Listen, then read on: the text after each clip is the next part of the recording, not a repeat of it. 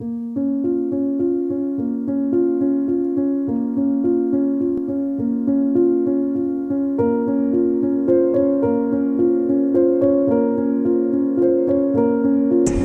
Ocaña, cada esquina susurra historias teñidas por la sangre de la violencia. La ciudad ha sido testigo de décadas de conflicto que han dejado una profunda huella en su tejido social y político.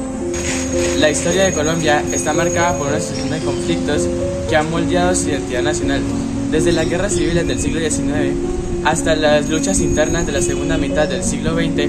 El país ha sido testigo de un ciclo de violencia que ha debilitado su economía y sus instituciones. El departamento de Norte de Santander ha sido un escenario clave para el conflicto armado colombiano. Esto debido a su posición geográfica, que lo convierte en un punto estratégico para el tráfico de drogas, armas y de contrabando. Sumándole esto, la presencia de las guerrillas, de los paramilitares y los bandos criminales convierten al departamento en un punto de inseguridad e inestabilidad.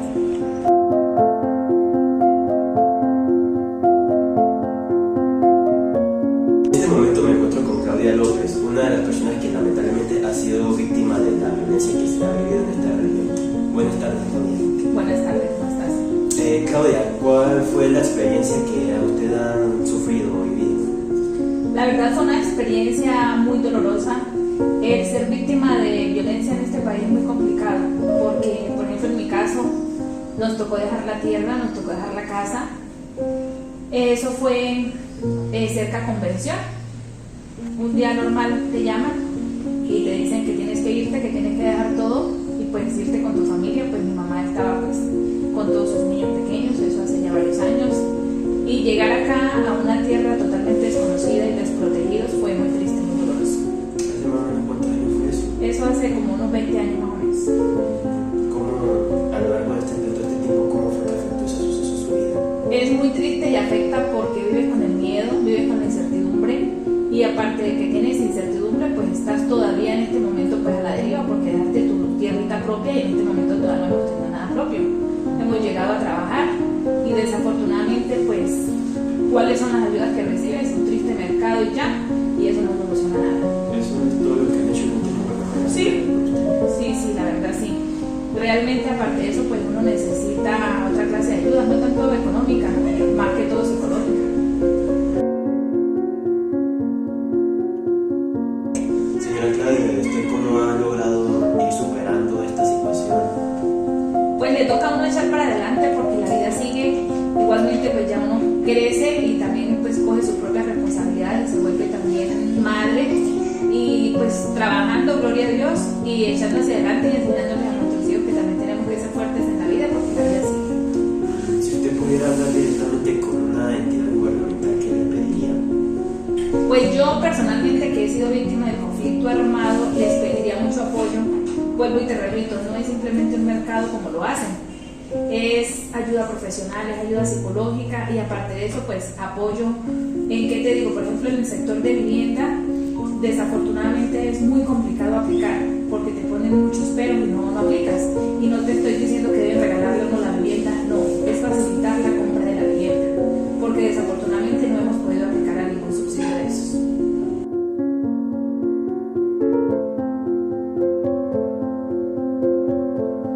¿Y usted qué le recomendaría o aconsejaría a otras personas que también han pasado por esta situación? Les recomiendo mucha fuerza, les recomiendo mucha cercanía a Dios, que Dios no desampara y echar hacia adelante porque tenemos claro que la verdad somos solos, no debemos depender de nadie, debemos ser solo conscientes de que Dios nos va a ayudar y echar para adelante siempre estemos donde estemos y en la situación que nos encontremos. Muchas gracias, señora Claudia, por regalarnos este espacio para poder ayudar a otras personas. A ustedes, porque la verdad es muy chévere que escuchen a las demás personas que también han sido víctimas de este conflicto. Gracias. A ustedes.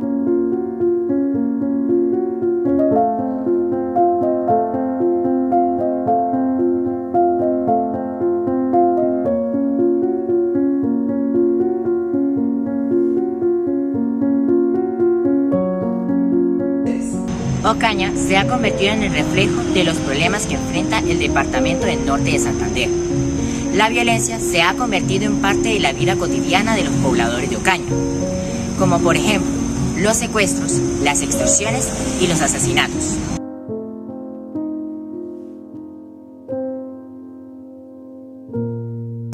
La expansión del narcotráfico en la región ha dificultado aún más la situación en Ocaña.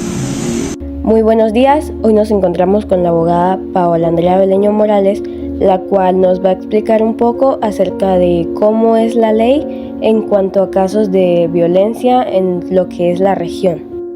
Buenos días, ¿qué tal?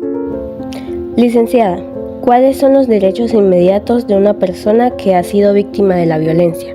Cuando se habla de víctimas del conflicto armado, decimos que éstas tienen derecho a la asistencia en salud, así como a la rehabilitación física, mental y a la atención psicosocial, precisamente por ser víctimas del conflicto armado. Asimismo, tienen derecho a la verdad, a la justicia, a la reparación, derecho a solicitar y recibir atención humanitaria, entre otros derechos que trae la Ley 1448 del 2011. ¿Cuál es el proceso legal que esta persona debe seguir?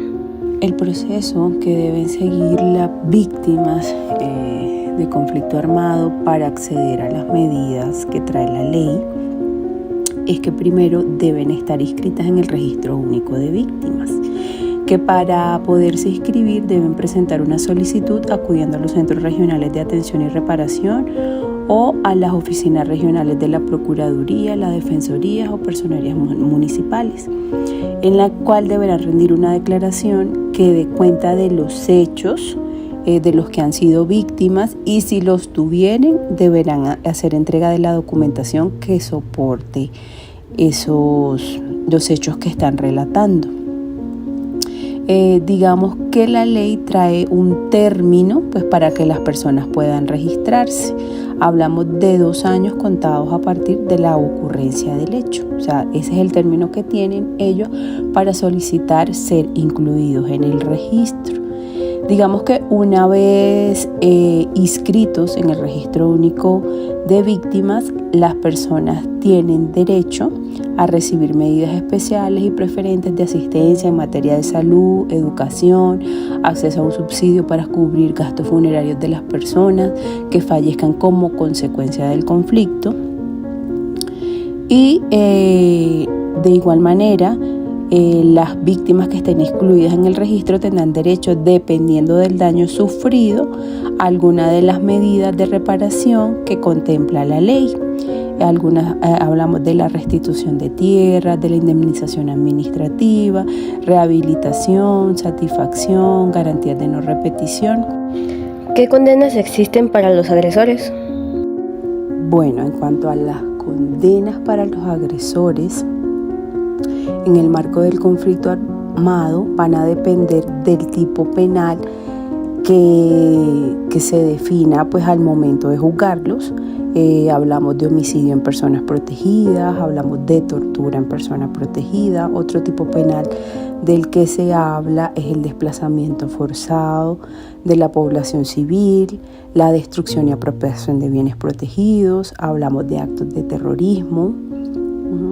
Se habla de otro tipo penal como la utilización ilegal de uniformes e insignias, de la utilización ilícita de equipos transmisores o receptores, desaparición forzada como crimen de lesa humanidad, el secuestro simple que se agrava, que puede ser agravado, ¿sí? Entre otros tipos penales. O sea, dependiendo del tipo penal que se configure en el marco del conflicto armado, pues se habla de la condena que recibirán los agresores.